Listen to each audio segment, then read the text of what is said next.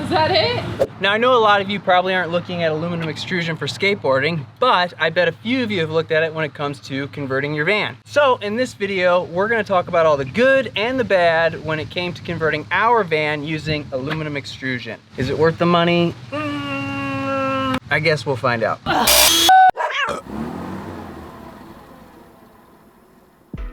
We look pretty similar. Extrusion, the adult erector set, or at least that's what 80/20 calls it. What is it? Well, aluminum extrusion is basically a run of aluminum alloy that's been heated up and forced through a mold in order to obtain a specific profile or shape. It's commonly sold in a square shape with a T-slotted profile, which allows for hardware to be attached without the use of nails or screws. Extrusion is used in a variety of different ways, from building bridges to the automotive industry and even in your electronics. And it can come in all sorts of lengths and thicknesses. And in our case, we were looking at extrusion as an alternative to traditional wood framing for our walls and our bed structure. Now, you might be able to find some extrusion at like a local metal supplier, but we found that sometimes it's like limited sizes and the prices aren't that great. So you'd probably have a better chance at ordering online directly from a manufacturer like 80/20 or even Amazon. We've seen a lot of people order it that way as well. We worked with an 80/20 distributor called Heitek, and they helped us design some of the framework within our van. We will note that extrusion has several key benefits, but it's not the most affordable option when compared to something like lumber. For example, for an 8-foot run of 1515 series aluminum extrusion, which is pretty comparable to, say, a 2x2 out of lumber, this guy, it costs $78.72 from 80/20. That's compared to a 2x2 8-foot run, which costs about $3.96 from Home Depot. Now, you also have to consider the availability and wait times in order to receive the aluminum extrusion, because it took over 2 months to get ours. Now, all things considered, yeah, we're in a pandemic and we have broken supply chains and global production shortages. But when you compare it to a 15-minute run to your local hardware store, it's definitely a factor. Now, the extrusion itself is pretty pricey, but you also need to consider the hardware and fasteners that are gonna put it all together. 80/20 makes all sorts of flat joining plates, corner brackets, and gussets depending on your needs. For us, we planned on needing around 100 corner brackets. They have an L shape with one bolt hole on either end. 80/20 sells the brackets for $4.41 each, so that would run around $441 just for the brackets. But in order to avoid that enormous cost, luckily I have a father who works at a steel mill with a lot of aluminum sitting around, so he fabricated all the brackets for us pro bono. Now, the bolts that are required for the mounting brackets are also sold by 80/20, and they run about 69 cents a pop. Since you need 2 bolts per bracket, you can go ahead and double the number of bolts you need, giving us about 200 at a total of 138 bucks. If you want to save some money, you might be able to find a better deal on a website called McMaster-Carr, which I'll provide a link within the description, because later on we also ordered a few bolts from there. So the last piece of hardware we needed were T-nuts, and these secure the bolts to the backside of the extrusion channel.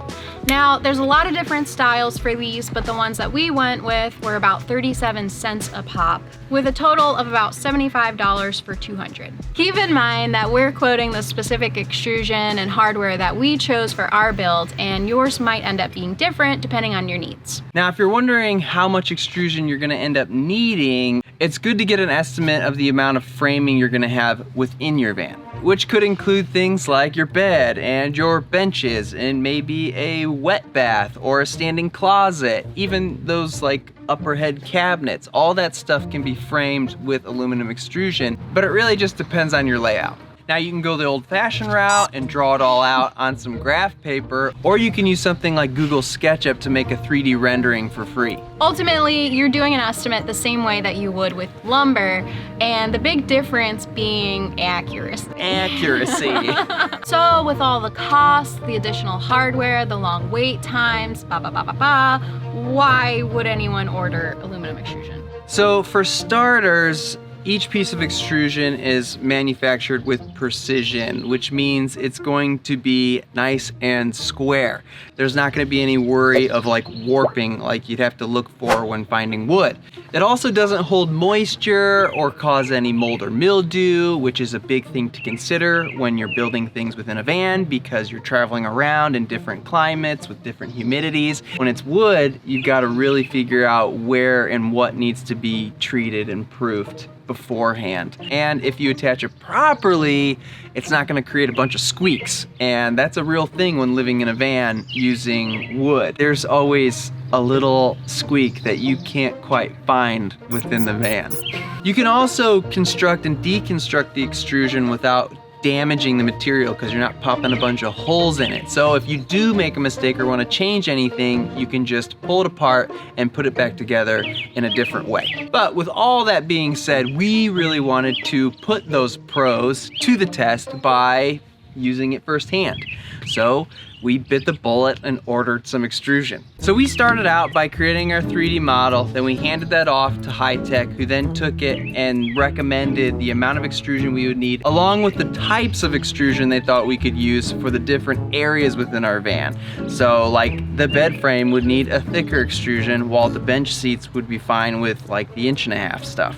We ended up purchasing 276 feet of the 1515 extrusion. We also purchased 36 feet of the 1530 extrusion, which is the 1.5" by 3". And together they cost about $2,300 for the stock 145-inch lengths. That's right. No cut downs, no like special drilling or anything like that for their fancy hardware. It was just 12-foot long cuts of extrusion.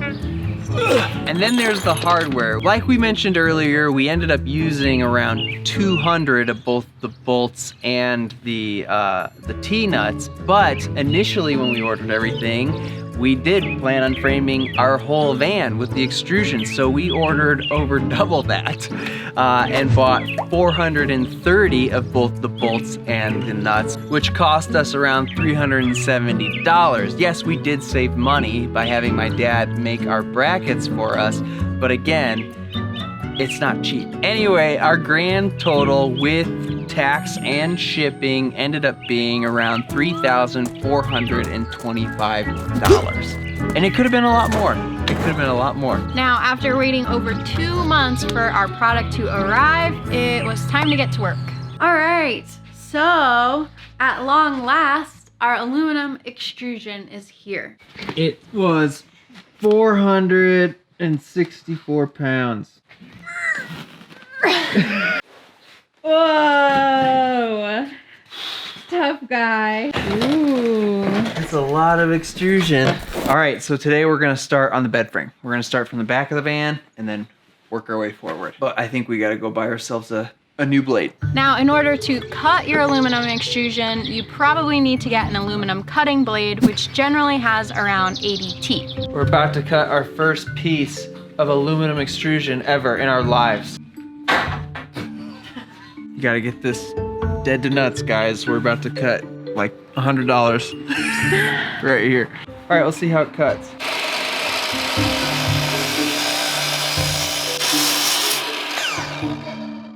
That's the easiest thing I've ever cut in my life. I don't think it's absolutely necessary to have an aluminum cutting blade to cut this stuff, but it does make it a lot easier. And by the way, it's super cold out. It's been super cold, like in the teens for the past few days. So this stuff is ice cold. Like to the touch, my hands are numb. it does make a lot of debris. Like, I don't have a bag. It starts to look like you're playing with glitter and it gets everywhere and it sticks to things.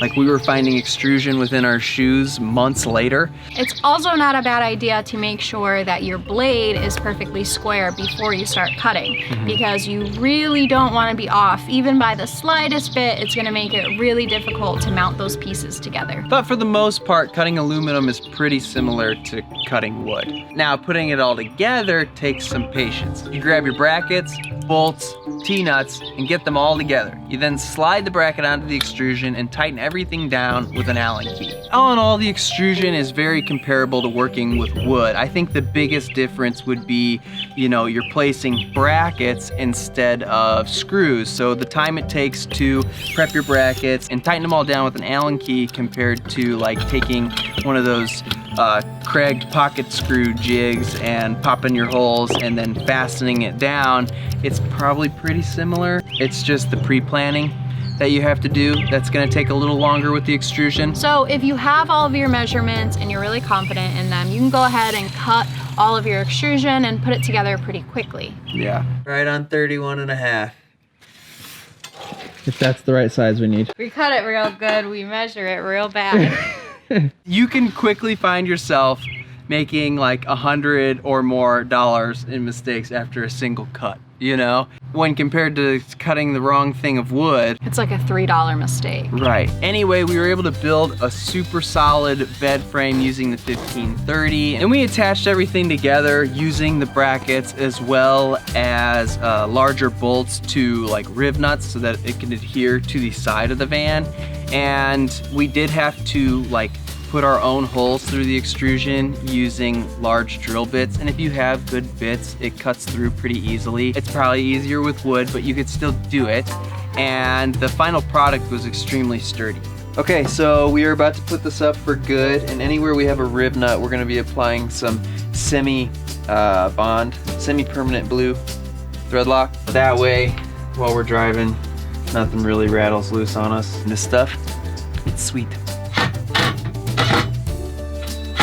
All right, so we're gonna keep going on these. We've got 4 on the bottom, and then we've got 2 on the side and 2 on the side. They have 8 points of contact. I just wanted to add 2 on the sides because these bottom ones are kind of just supports. Look at this, it is so sturdy, part of the wall. Feels like it's a part of the van. If you move our bed frame, you're shaking the entire van itself. Look at this. Ta-da! It's really solid. We have 2 more support brackets, one here and one so here. We need 8. Yeah, so now we have to fit our water tank housing as well as all of our electrical housing, which is gonna go here. We just connected everything else together, so it was like one solid unit. So below that, we built our battery and water tank holder, and then the benches came off of that, and off the benches we had our like sink cupboard as well as the standing shower, which is behind us, and then there's a standing closet right there. And then to attach everything to the van itself, we used those same brackets with some self-tappers and then just adhered them to the framework of the van. I would say it's probably smarter to use a riv nut with a bolt. It's definitely a stronger connection, which I'll probably go back and do, but for time's sake, we just used self-tappers. The biggest thing we were running into was the overall size of the extrusion and how much it took up inside of our like cabinets and our kitchen galley. We feel we've reached a point now where we are kind of like wasting a lot of space. For most of our cabinetry and stuff like that, you would be using like a 3/4 inch carcass or something like that. And so we're taking up an extra 1.5 inches with the extrusion. For our fridge here, we need that 1.5 inches to fit sliders because this fridge is so big. So I think we're going to deconstruct this portion here and just build a 3/4 inch plywood carcass type of deal. So in order for us to end up flush with our bench, we had about 22 inches to work with. And when we used the extrusion as our framing, we were taking up 3 inches right there. 1.5 inches with another 1.5 inches. In order to fit our fridge, we needed over 20 inches within it. So already we were too short, right? Because if you take 3 inches minus 22, you're at 19. So we ended up going with 3/4 inch ply to build a carcass. If you look at this, it's 1.5 inches, this is 3/4, it's half the size. So we ended up saving 1.5 inches on the build, and it had a face, which that 1.5 inches doesn't seem like a lot, but it was just enough to fit our fridge along with the sliders and the tray the fridge sits in to come in and out of the cabinet itself. And speaking of facing and finishing for the extrusion, that is a whole thing we're dealing with now. We initially tried using trim screws, which in my head I was like, okay, cool. If we're using extrusion and I have these compartments I need to get access to, we need to come up with a way that I could put a panel on and then remove it when I need to. And trim screws are really small. And so what I did was take an 1/8 inch drill bit, I sent it through the wood along with the extrusion, and then took a screw, a trim screw, and then sent it in and attached it that way. And it works if you have access, like a flush access point to the extrusion itself. The second I had to put it low, where my drill was a little cocked at an angle, I would set the hole in, but then if the screw wouldn't go straight in the way I put that hole, it would crack, and you'd end up with something like this. That is a screw that will forever live there now, that I will never get out. It wasn't gonna be a feasible option for the entire van. Plus it took a lot of time. So then we tried taking this wood furring strip, this 2x2, and then attaching it to the extrusion itself with brackets on these ends, and then attaching the plate to that. And that works too. But again, it takes a lot of time. And space. And weight, you're adding weight. Doing double the framing. Yeah. It's like reframing all of your framing with wood. Right. So why would you use the metal if then you're gonna add wood everywhere just to be able to drill into it? So since that really wasn't a feasible option for us, we decided to go with a different method. We are now onto glue and magnets. Initially, I didn't want to go the glue route because, you know, once it's on there, it's not coming off. But it seems to be the quickest and easiest route, and we're now having to figure out which areas of the van won't necessarily need to be removed, like underneath our cabinets or inside of our bench seat, things like that. And that whole process is pretty simple. You know, we have to cut it to the right size, and then we just apply marine grade adhesive. And then for all the areas where we're going to need access, say like the electrical compartment and our control panel, we're gonna try to utilize magnets, which we haven't done yet. You know, we put a little piece of wood to the side, like a tiny little guy, glue it, countersink, and then glue the magnet inside of it. And then on your face, you're gonna do the same thing. Put a little Forstner hole in it, and then glue a magnet. It'd look like whatever that. Magnet, yeah, and take it off. But we have to find a magnet that's strong, right? Because as we're going down the road or off-roading, we don't want all of our walls to be falling off. And we don't even know that it's gonna work. Right. And we've also seen people adhere their face plates using smaller brackets, you know, to the extrusion itself. So it's just another L bracket on the back side, which is fine for a bench where you can get access to the back of your face and do that.